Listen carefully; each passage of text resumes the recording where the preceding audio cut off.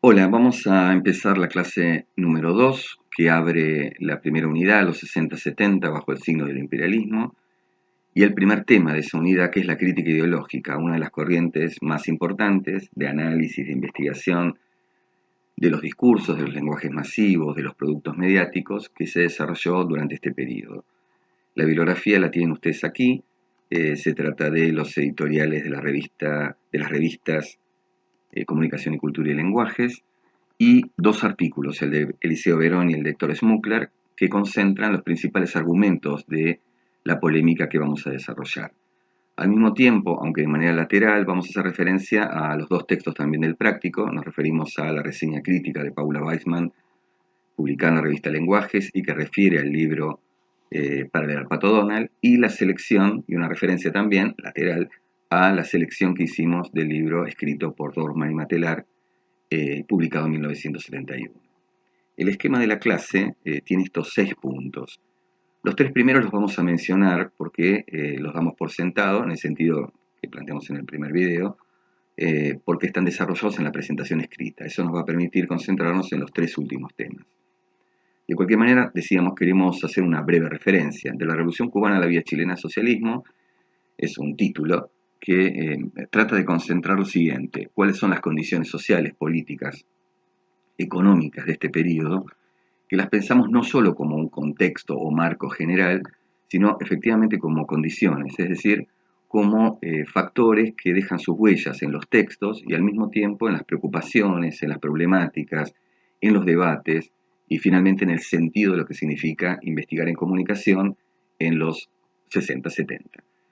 El segundo punto tiene que ver con otro factor, que es esto que llamamos modernización de las ciencias sociales, y que tiene que ver básicamente con la emergencia de una corriente, el estructuralismo, cuya afiliación es sin duda Ferdinand de Saussure, el curso de lingüística general, y que tuvo como sucesivas estaciones en la antropología, justamente en la antropología estructural de Lévi-Strauss, y después en los estudios vinculados con la lingüística, con la teoría literaria y con la naciente semiología. Ahí uno de los autores clave al que nosotros vamos a hacer referencia es efectivamente Roland Barthes. Pero si ustedes se fijan, además de mencionar el estructuralismo, que circuló muy tempranamente en América Latina, señalamos el paradigma marxista o la teoría marxista o los marxismos, que constituyen sin duda la teoría social que está más presente en los debates y las reflexiones de los intelectuales de las ciencias sociales en general y en particular de la comunicación.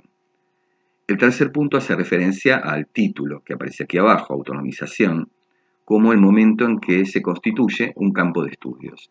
Y un campo en el doble sentido de la palabra, como lo mencionamos también en el primer video, es decir, un campo en el sentido de, dentro de las ciencias sociales y sus viejos temas y sus clásicos temas, se recorta un capítulo específico para analizar los medios masivos, los lenguajes masivos, o para decirlo en términos de la revista Lenguajes, la producción social del significado. Ese campo, en el sentido lato, es al mismo tiempo un campo en el sentido de Bourdieu, es decir, ese campo que se recorta, en el que participan sujetos, instituciones, formaciones, como las revistas de las que vamos a hacer referencia, decíamos, sujetos que intervienen allí y que intervienen en términos de confrontación para definir la legitimidad de ese campo. Y la legitimidad del campo de los estudios de comunicación, que está en permanente debate, gira en torno a qué es lo que significa investigar comunicación, o sea, a lo que podríamos llamar eh, la producción científica legítima, ¿no? Del campo de la comunicación. Y que eso va a ser uno de los debates que están expresados entre ambas revistas. Decíamos entonces que estos 3 primeros temas están desarrollados de algún modo en la presentación escrita, y eso nos va a permitir concentrarnos en estos otros. Los conceptos clave, cada vez que abramos una etapa, vamos a referirnos a uno o dos conceptos clave, que los entendemos también como llaves para entrar en los textos, pero de manera más general para entrar en el periodo. Vamos a referirnos a la crítica ideológica, esa corriente que ya mencionamos, y vamos a cerrar concentrándonos en los debates entre ambas revistas, que expresan los debates de este campo que se empieza a autonomizar, que empieza a emerger, y que giran en torno a una gran cantidad de temas, pero que fundamentalmente se concentran en la tensión o contradicción, no es lo mismo esto, pero decíamos, en la tensión o contradicción entre producir un conocimiento científico válido, legítimo, como decíamos antes, e intervenir políticamente, es decir, una tensión o contradicción entre dos tipos de demandas, una que tiene que ver con el modelo científico, de hecho, este campo se quiere constituir dentro de las ciencias sociales, y la otra demanda que es una demanda social, política, y que surge de de estas particulares condiciones sociales políticas de la época, ¿no? Que es la necesidad de intervenir políticamente para la transformación social. Vamos a entrar en los conceptos clave. Uno de esos conceptos es sin duda el concepto de imperialismo y en particular el concepto de imperialismo cultural. Si ya asistimos a un conjunto de denuncias, investigaciones, etcétera, frente a la llamada dominación política y la dominación económica del imperialismo estadounidense sobre su patio trasero, que es América Latina, a partir de los años 60, fines de los años 60, aunque uno puede encontrar antecedentes inclusive en principios del siglo XX, pero decíamos, hacia fines de los años 60 se empieza a concentrar en el campo de las ciencias sociales y de esta comunicación naciente una denuncia y un conjunto de investigaciones en torno a la dominación cultural, o sea, a la política, a la económica se le suma la cultural. Para llegar a esa denuncia del imperialismo cultural o de la dependencia cultural, para llegar, decíamos, a ese concepto, pasamos como por distintas aportes de distintas teorías. En principio por las teorías del imperialismo.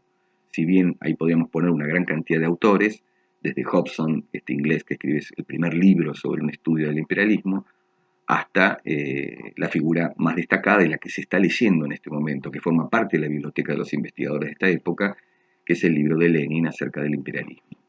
La otra fuente o las otras fuentes son las teorías sobre el colonialismo, que tienen un origen también francés, pero fundamentalmente de las colonias africanas, que entre la década del 50 y la década del 60 comienzan sus procesos de liberación política.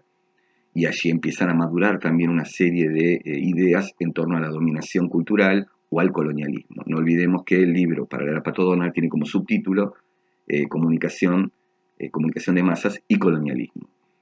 El otro aporte viene de la teología de la liberación, esa particular convergencia que se da en este periodo entre el cristianismo,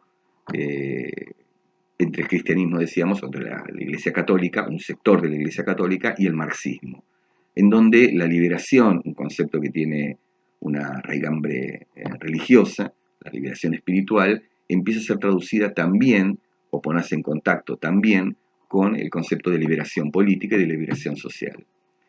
Pero fundamentalmente nos queremos concentrar en estos otros dos aportes a esta conceptualización del imperialismo cultural. Uno es teoría de la dependencia.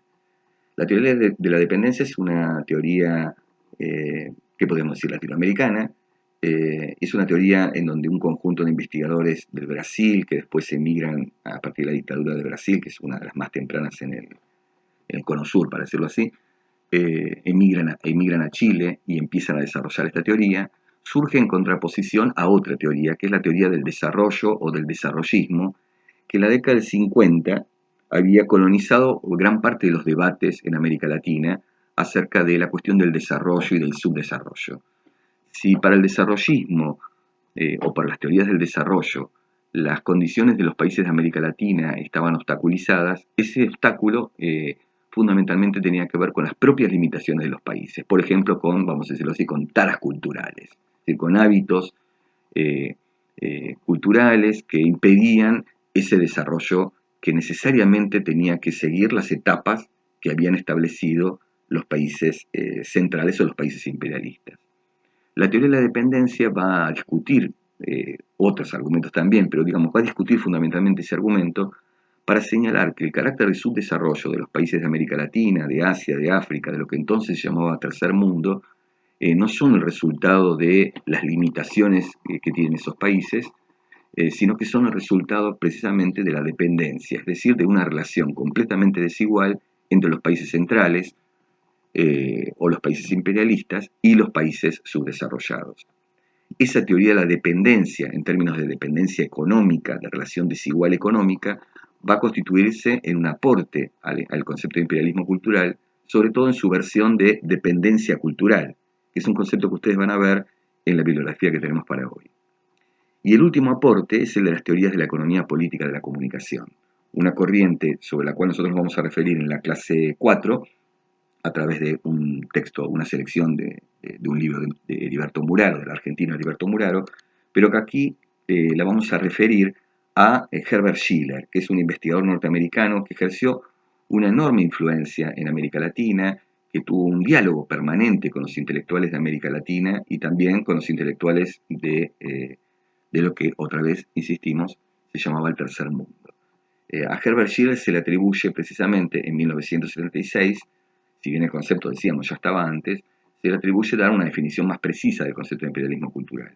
Y ustedes la tienen acá, ¿no? Conjunto de procesos por los que una sociedad es introducida en el seno del sistema moderno mundial y la manera en que su capa dirigente es llevada por la fascinación, la presión, la fuerza, la corrupción, los 4 puntos son importantes, es llevada a moldear las instituciones sociales para que correspondan con los valores y las estructuras del centro dominante del sistema o para hacerse su promotor.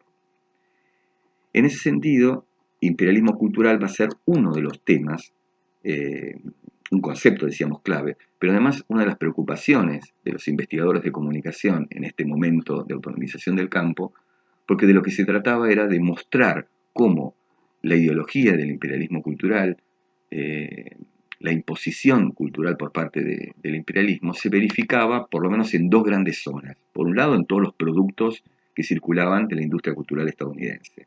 Para Pato Donald es el ejemplo de cómo toman la historieta de Disney, pero por otro lado, por la presencia de los consorcios norteamericanos asociados desigualmente con las burguesías locales en las industrias culturales de cada uno de los países de América Latina.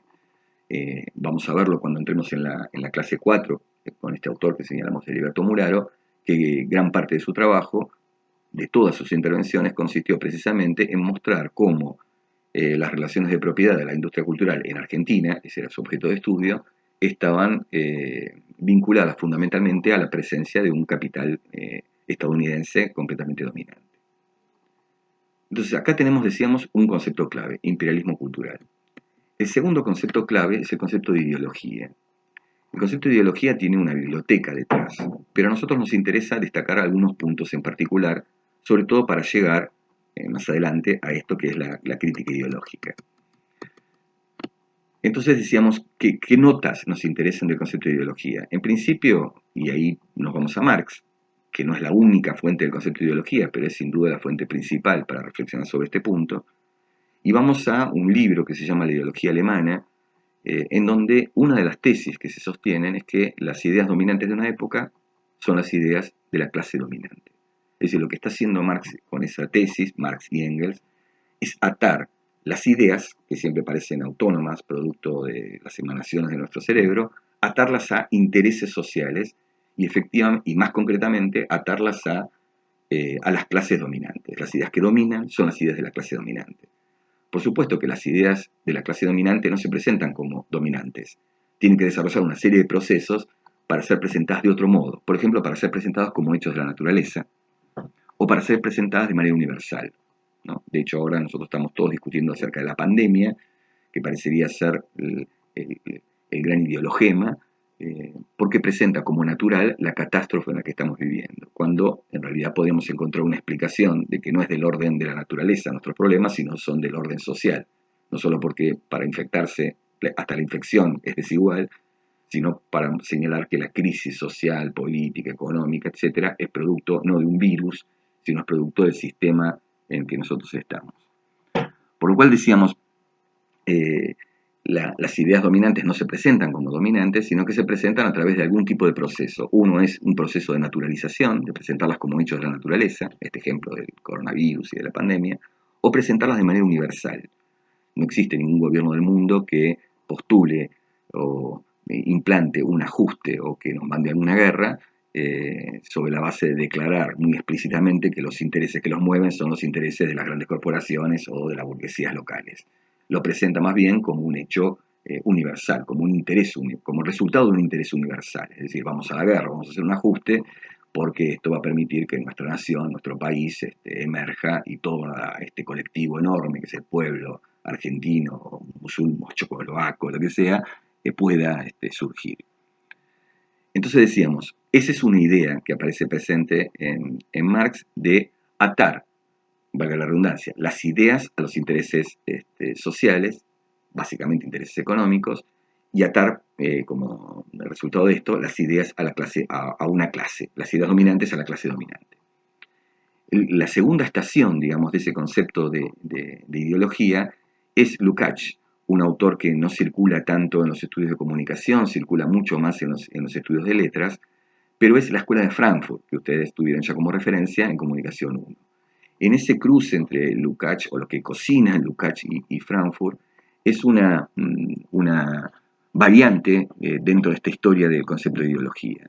Los conceptos que aparecen allí, que ustedes pueden encontrar en la bibliografía, en este caso de la Escuela de Frankfurt, son los conceptos de fetichismo y mistificación. De hecho, el subtítulo del capítulo de la industria cultural de Adorno Horkheimer es el de la mistificación de las masas. Allí están leyendo en particular un capítulo que ha sido muy citado en la historia, digamos, de las lecturas de la obra de Marx, que es el capítulo del fetichismo de la mercancía. Y el planteo de Marx en ese capítulo es que efectivamente la mercancía opera como un fetiche en el sentido de que es un fantasma que nos impide ver, entre otras cosas, las relaciones sociales. Yo suelo mostrar siempre un celular y cuando nosotros vemos esta mercancía, lo que no podemos ver son sus condiciones de producción. Y en esas condiciones de producción entran, por ejemplo, el trabajo flexible, precario, los salarios de miseria de quienes están produciendo esto, que ni siquiera lo hacen en sus casas matrices, sino en algún país donde la mano de obra es extremadamente barata. Digo para ir con un ejemplo brutal de cómo las mercancías no son transparentes, la ideología tampoco, de cómo las mercancías nos impiden ver también las relaciones sociales, y esto es porque las mercancías constituyen un fetiche o son una mistificación. Entonces fíjense que entre ideología, fetichismo y mistificación tenemos un campo de significados, de sentidos, que están vinculados con el velo, con el ocultamiento, con la imposibilidad de ver las relaciones sociales, que son relaciones sociales de desigualdad y de explotación. Y el último concepto lo provee Barthes, lo vamos a referir nada más porque después vamos a detenernos un poco en él, es el concepto de mitología, o mitologías, que es el título de su libro. Mitologías, fetichismo, mistificación, ideología están dentro de una misma serie. ¿Qué son las mitologías o qué es el mito?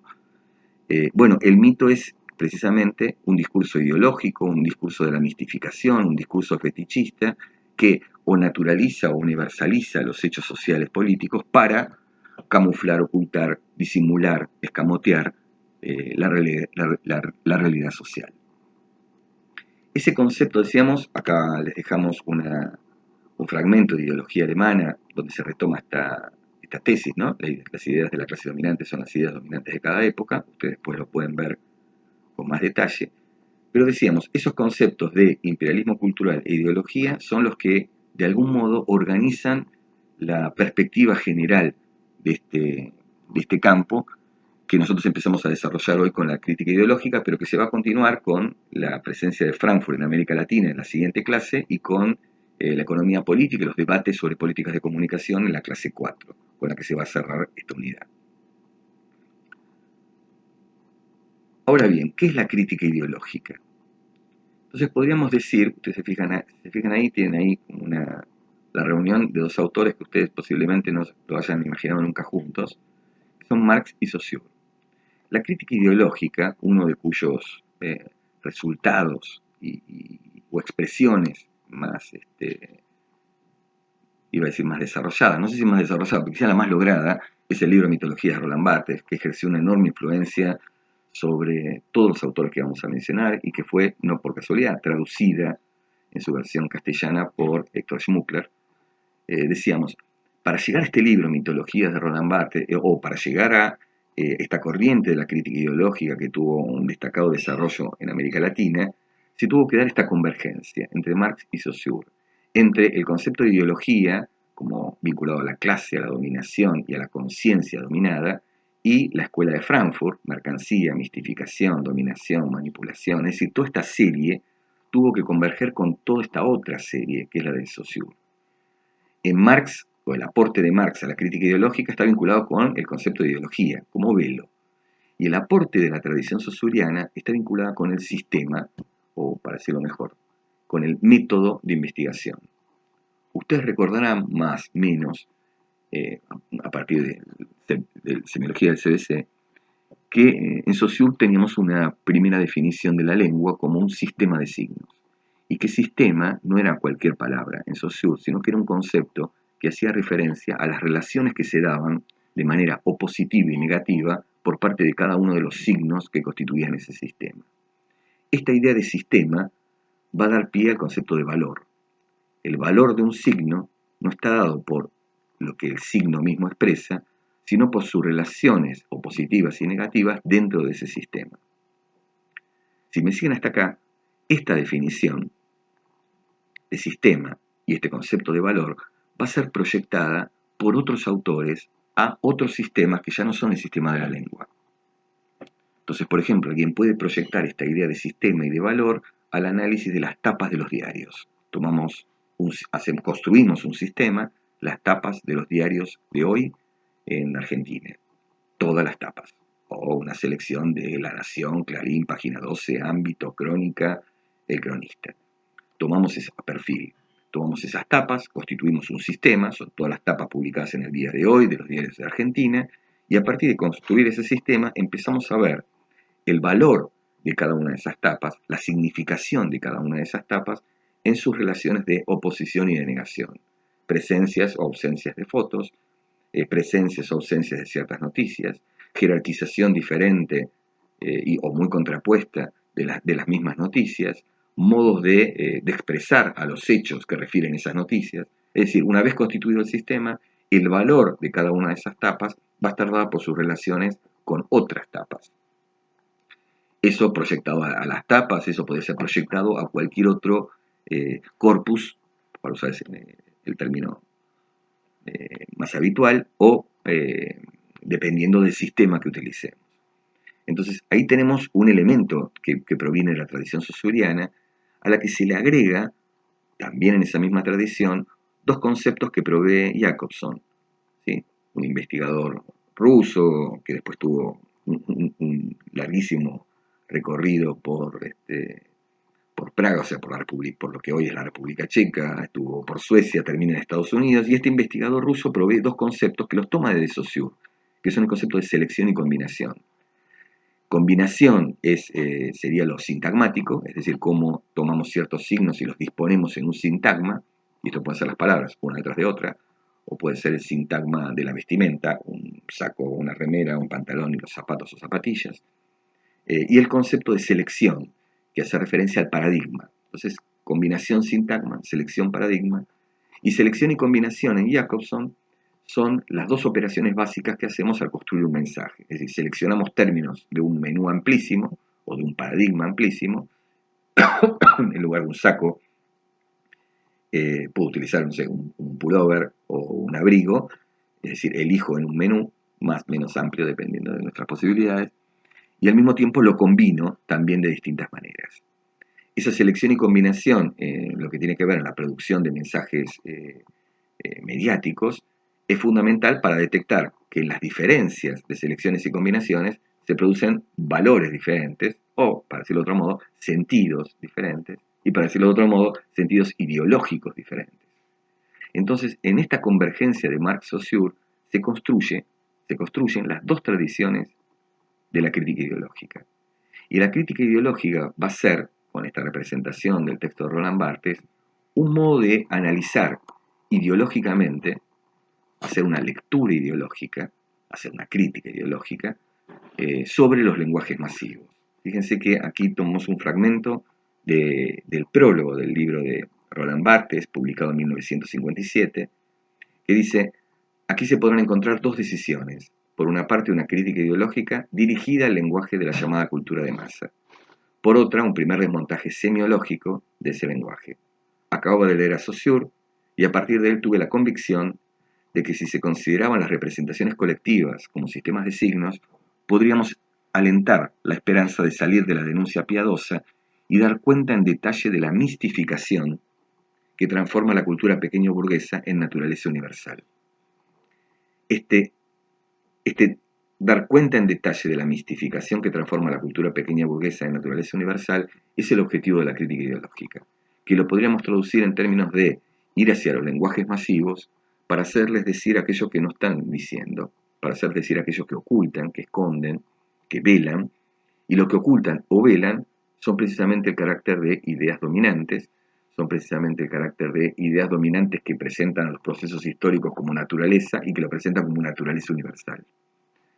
En ese sentido, decíamos, estas tradiciones del marxismo y de Saussure conforman la perspectiva dominante de la llamada crítica ideológica, que va a tener distintas versiones. Una de esas versiones las vamos a encontrar defendida en los investigadores que están en Chile y defendida también en particular por la revista Comunicación y Cultura.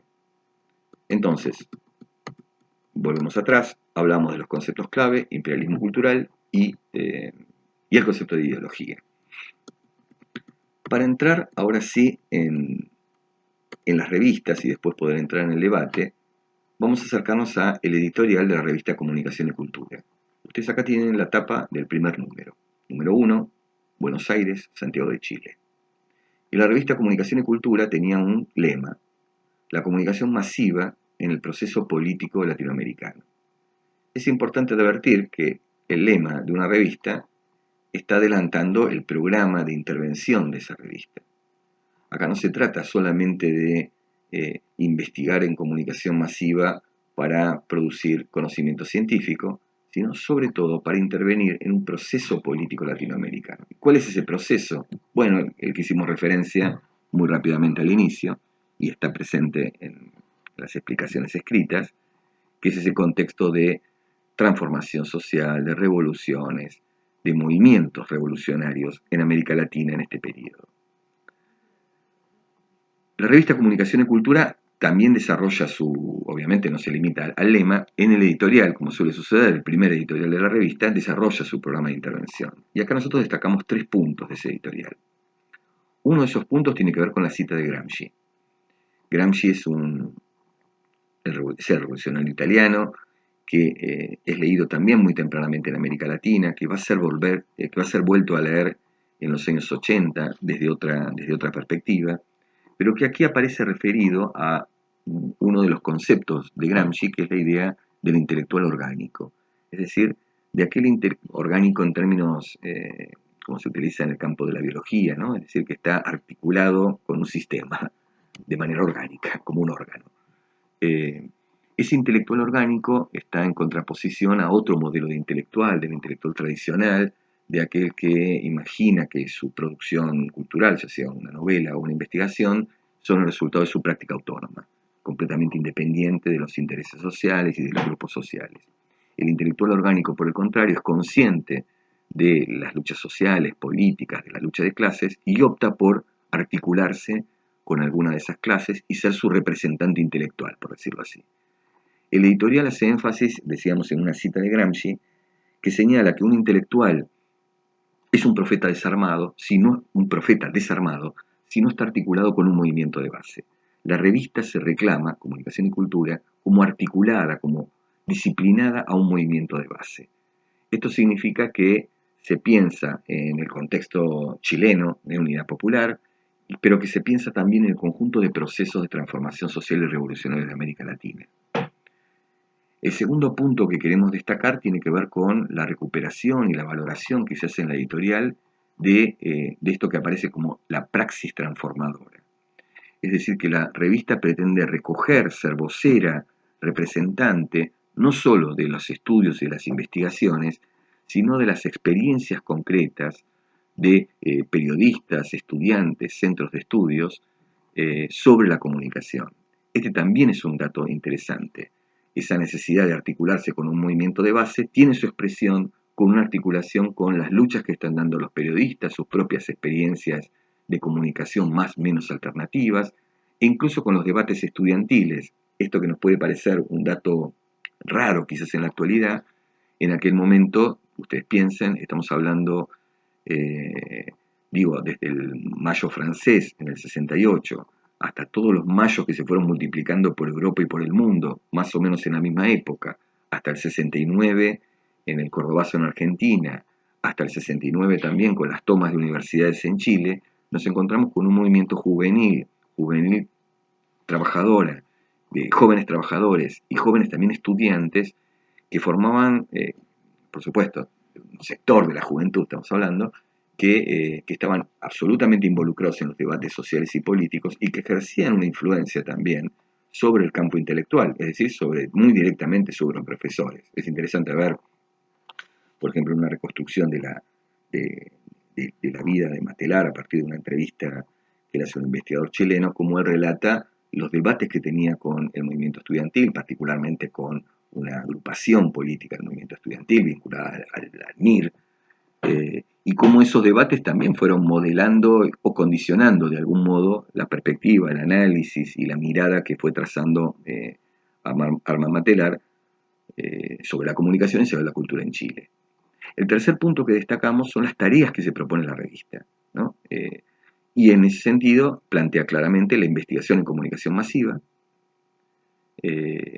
y, como segundo punto, la investigación en torno a los aparatos ideológicos, un concepto que nosotros en esta serie, ¿no?, que planteamos sobre el concepto de ideología, aquí, ¿no?, que hablábamos de Marx, que hablábamos de Lukács y de la Escuela de Frankfurt, que hablábamos de Barthes, podríamos haber colocado, quizás acá, ¿no?, en el último punto, Althusser, con ese concepto de aparatos ideológicos de Estado, que, para hacerlo muy, pero muy apretado y crudo, planteaba en ese pequeño librito, publicado también en los años 70, postulaba que además de los aparatos de coerción física, las fuerzas policiales, el ejército, etc., la sociedad capitalista opera a través de aparatos ideológicos. Si unos son el control o la coerción física, los otros son la coerción o el control de las conciencias o de las ideas. Aparatos ideológicos que van desde la familia,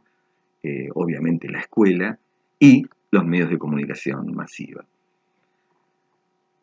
Fíjense que esta es la presentación de la revista Lenguajes en 1973, que señala que en este campo emergente de la comunicación, una revista desarrolla un programa de investigación con estas características, con características que podríamos señalar en términos de cómo desarrollar un conocimiento que se articule directamente con las luchas políticas o los procesos de transformación de ese momento.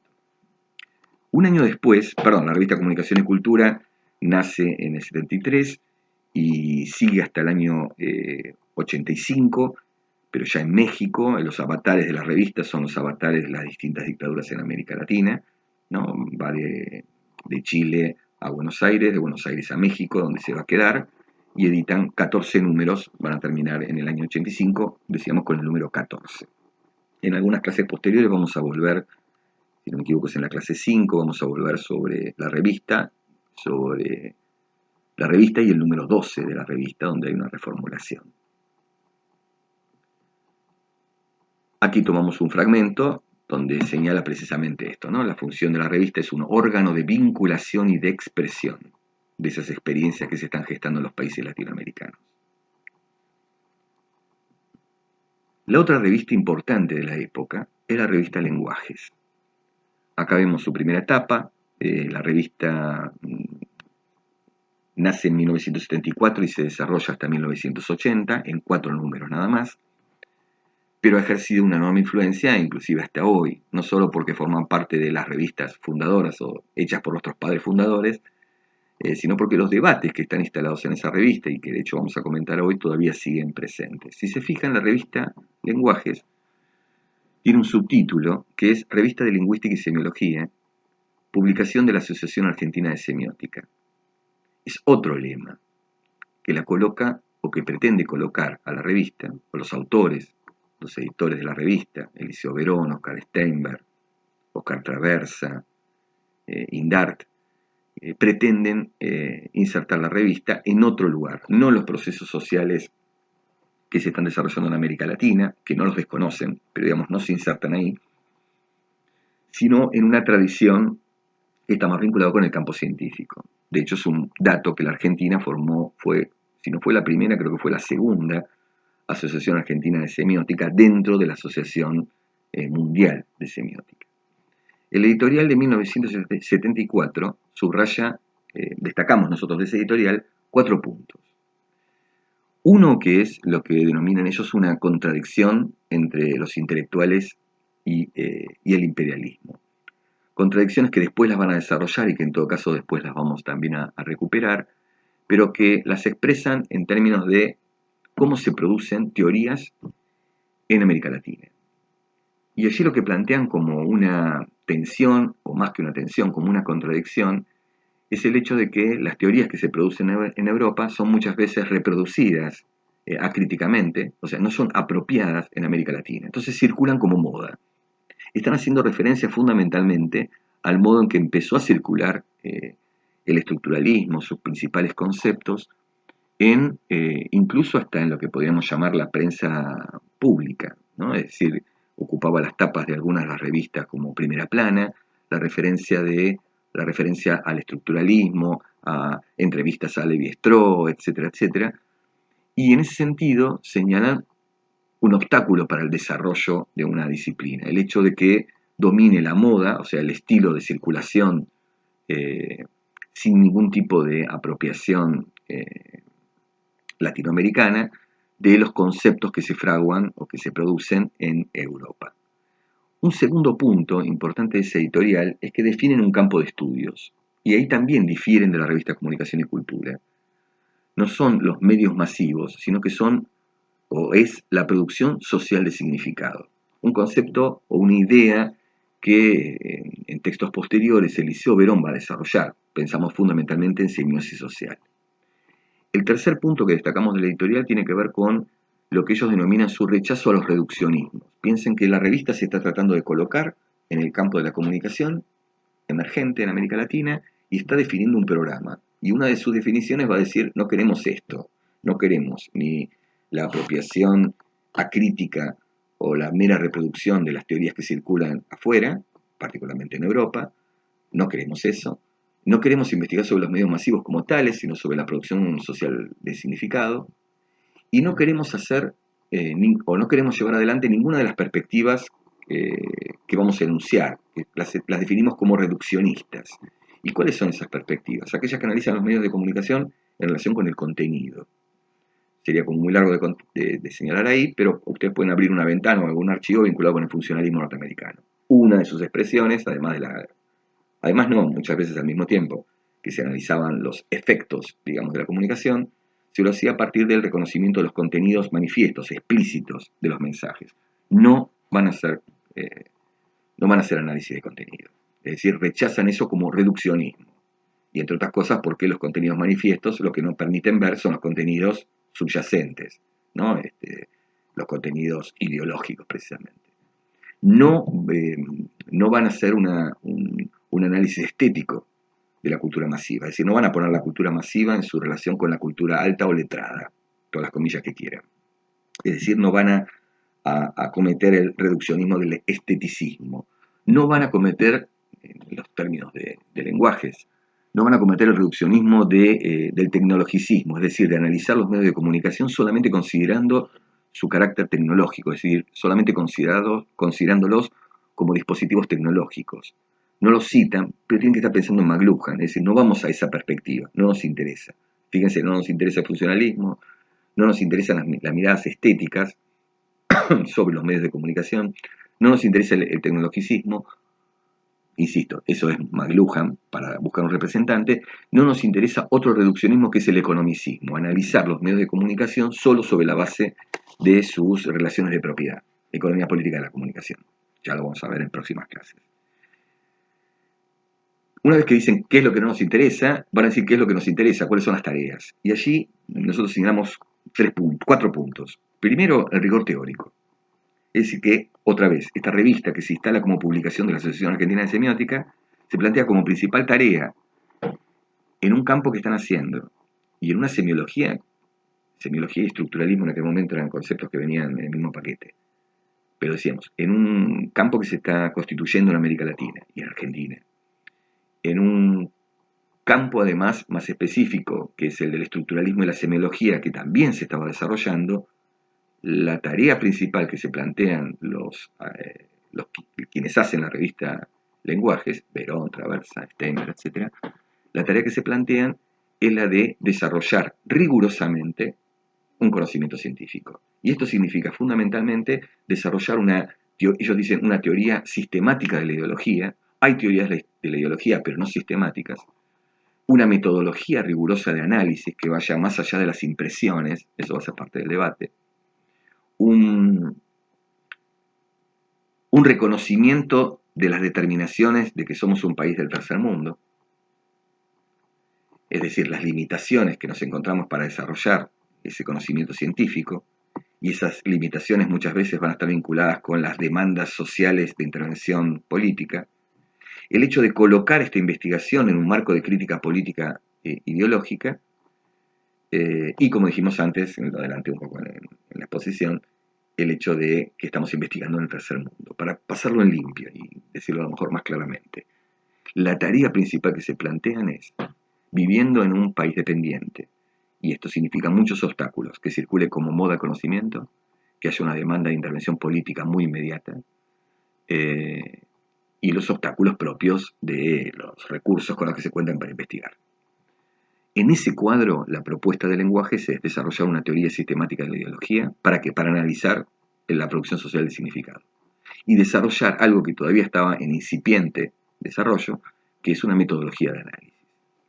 Ese es el planteo de la revista, del primer número de la revista Lenguajes, que como advertirán es un programa completamente diferente de la revista Comunicación y Cultura.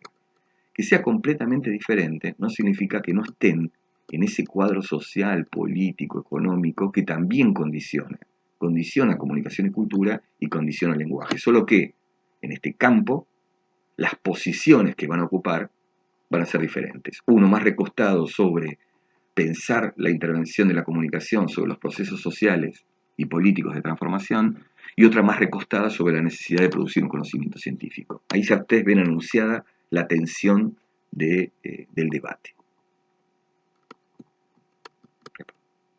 Bueno, acá tomamos, después lo pueden ver con más detalle, un fragmento del editorial donde se plantea precisamente esto de la simple reproducción, ¿no? De la moda, ¿no? Como un peligro que atraviesa a los intelectuales de los llamados países del tercer mundo, de los llamados países dependientes. Ahora bien, pusimos las dos tapas ahí en serie porque queremos entrar en el debate, y sería nuestro último punto de esta clase. El debate aparece o arranca, digamos, a partir, en realidad podemos decir que el debate ya está instalado desde la presentación de ambas revistas, en el 73 y en el 74. Pero el debate, digamos así, se expresa más concretamente a partir de la publicación de este artículo de Eliseo Verón, acerca de la producción social del conocimiento, el estructuralismo en la Argentina y la semiología en la Argentina y Chile. Ahí tienen una foto de Verón, que lo tengo arriba. Este artículo, más el artículo de Paula Waxman, más un artículo de Traversa, al que vamos a hacer referencia en una próxima clase, son los artículos en donde los miembros de la revista Lenguajes polemizan con otras posiciones, y particularmente con otra posición dentro del campo de la comunicación. ¿Qué es este artículo? Este es un artículo muy interesante que escribe Verón, que lo que hace precisamente es reconstruir el modo en que circuló el estructuralismo y la semiología. Recordemos, dos conceptos que venían al mismo tiempo, no son lo mismo. El estructuralismo es una corriente teórica y la semiología es una disciplina, pero venían en el mismo paquete teórico, venían en los mismos libros. Por ejemplo, venían envasados en un libro que se llamaba Mitología de Roland Barthes. Decíamos entonces, el propósito de este artículo es reconstruir la historia de cómo circuló la semiología y el estructuralismo en Argentina y en Chile. Y Verón parte de una observación muy inteligente, que es cómo los mismos textos, traducidos al castellano, prácticamente en los mismos años, en un periodo que va desde el 69 hasta los primeros años 70, circulan por estos dos países que tienen muchos elementos en común, Argentina y Chile, pero tienen destinos ideológicos, destinos políticos diferentes. Esto le permite a Verón tener una primera conclusión, que estos mismos textos, estas mismas teorías y corrientes, tienen distintos destinos ideológicos y políticos porque se insertan en las condiciones sociales, materiales, históricas y en los debates particulares de Argentina y de Chile. Por eso su inserción diferenciada. Por eso Mitologías, el libro de Roland Barthes, va a tener un tipo de circulación en Argentina y va a tener otro tipo de circulación en Chile. O por eso la crítica ideológica va a ser entendida de maneras diferentes, tanto por la revista Lenguaje como por la revista Comunicación y Cultura. Esa es una observación muy interesante del artículo y es la que guía toda la presentación. Ahora bien, queda claro que el artículo de Eliseo Verón no pretende ser solamente una historia o reconstrucción del itinerario del estructuralismo y la semiología en Argentina y en Chile. Verón entra polémicamente con la otra posición del estructuralismo y la semiología en Chile, que está representada por los investigadores chilenos, Matelar Armand, Matelar Michel, la compañera de Matelar, que tiene un vasto desarrollo, digamos, en trabajos de investigación sobre diversos temas, las fotonovelas, etc. Mabel Piccini, pero también investigadores argentinos, Héctor Schmuckler, o también investigadores brasileros, que aparte vienen de la tradición de la teología de la liberación, que mencionamos antes, Hugo Asman, es decir, de un conjunto de investigadores que tenían otra posición. Entonces, Verón escribe este artículo para polemizar allí. ¿Y en qué reside la polémica? ¿O en dónde está presentada la polémica? Y nosotros acá tomamos un fragmento que ustedes después pueden leer con más atención, donde se concentra el tema. En la lectura que hace Verón, el estructuralismo que se desarrolla, él dice el estructuralismo y la semiología que se desarrollan en Chile, y uno puede decir, bueno, sí, en Chile, y la que circula también por la revista Comunicación y Cultura, que es más ampliamente que Chile, pero admitamos, Chile fue el laboratorio principal. Él dice que el estructuralismo y la semiología que circula en Chile tiene un riesgo, que es el de abandonar toda pretensión de construir un conocimiento científico y de realizar textos que tienen una intervención y que responden a una demanda política muy inmediata. Para el Pato Donald, si seguimos una historia que parece un poco mítica, pero puede ser real, contada por sus protagonistas, por los autores, por Armand Matelar, para el Pato Donald se habría originado a partir de una demanda de los obreros de la recientemente nacionalizada editorial Quimantú, donde salían estas revistas, que le decían, vamos a seguir produciendo estas revistas, y no tenemos que hacer algo con ellas.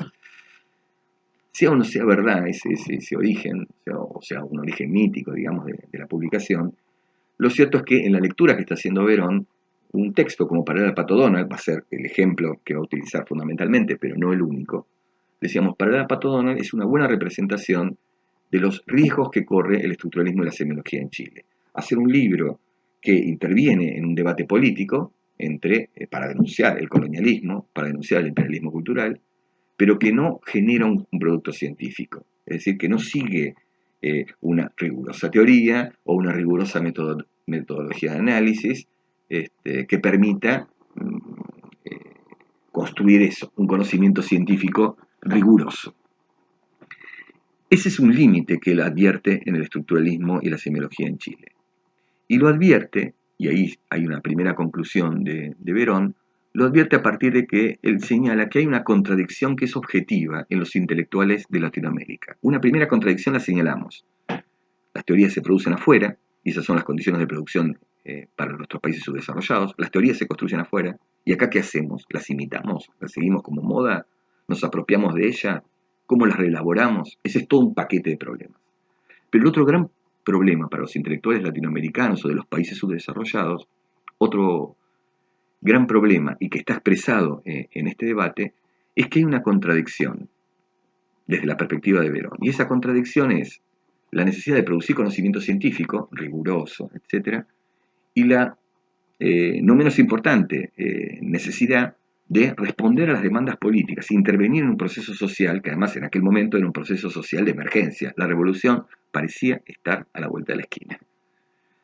Eso es una contradicción para Verón. ¿Por qué? Porque hay tiempos distintos. Los tiempos más lentos de construcción científica y los tiempos más urgentes, inmediatos, de la intervención política. Frente a esa contradicción, Verón dice, en principio, es una contradicción objetiva, por lo cual no se puede evitar, si es así. Lo que sí se puede resolver. Él dice que el modo en que lo resuelven los chilenos está ahí expresado en Paralela al Pato Donald. Y ese modo nos lleva al problema de que se abandona toda pretensión de producción científica y se abraza, para decirlo así, a la intervención política inmediata. Verón dice que hay otro modo de plantearse esa contradicción. Y el planteo es el planteo de la revista Lenguajes. Frente a esa contradicción entre producir conocimiento científico e intervenir políticamente, la respuesta que plantea Verón y la revista Lenguajes es que eso solo se puede resolver por etapas. Una primera etapa de producción de conocimiento y una segunda etapa, que no está establecida por fechas, pero es una segunda etapa en el sentido de la contradicción resuelta por etapas, ¿no? Una segunda etapa que implicaría, ahí sí, esa producción de un conocimiento científico con los métodos, etcétera, que propone una ciencia naciente como la de la semiología, una segunda etapa, decíamos entonces, en donde todo ese conocimiento científico producido puede ser puesto al servicio de las luchas emancipatorias de Latinoamérica. Entonces ahí está instalado el núcleo. Cuenta la historia de cómo circulan de manera diferenciada la semiología y el estructuralismo en Argentina y en Chile, cómo esa circulación obedece a condiciones históricas y sociales diferentes y del campo intelectual diferentes, y cómo se les plantea a los intelectuales de uno y otro lado una contradicción frente a la cual hay que plantearse de qué modo se resuelve. Uno es hacer política, dice Perón, que es lo que hacen los intelectuales chilenos. Por lo cual tienen ese riesgo. El planteo de Verón es, bueno, el modo de resolver esa contradicción es necesariamente por etapas, producir conocimiento científico para luego intervenir. El artículo de Verón tiene otra observación inteligente al final, que es que si hay un riesgo en los chilenos, que es terminar haciendo política, como si dijéramos, ese libro es un panfleto para Pato Donald. El riesgo del estructuralismo y la semiología en Argentina, asumiendo estas dos etapas, el riesgo es alejarse cada vez más, marginarse crecientemente de las luchas políticas emancipatorias de América Latina. Es interesante también poner un punto sobre eso. El artículo de Schmuckler, uno de los miembros destacados, digamos, de los tres miembros destacados, Armand Matelar, Hugo Assmann, son los otros, de la revista Comunicación y Cultura. El artículo de la investigación sobre comunicación masiva es interesante por varios puntos. Primero porque explica cuál es el interés o la justificación de estudiar los medios de comunicación.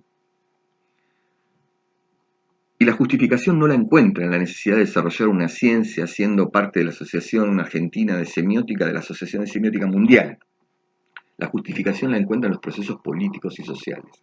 Procesos políticos y sociales, desde la Revolución Cubana hasta los procesos de transformación en Chile, donde los medios de comunicación han ocupado un lugar central en el debate.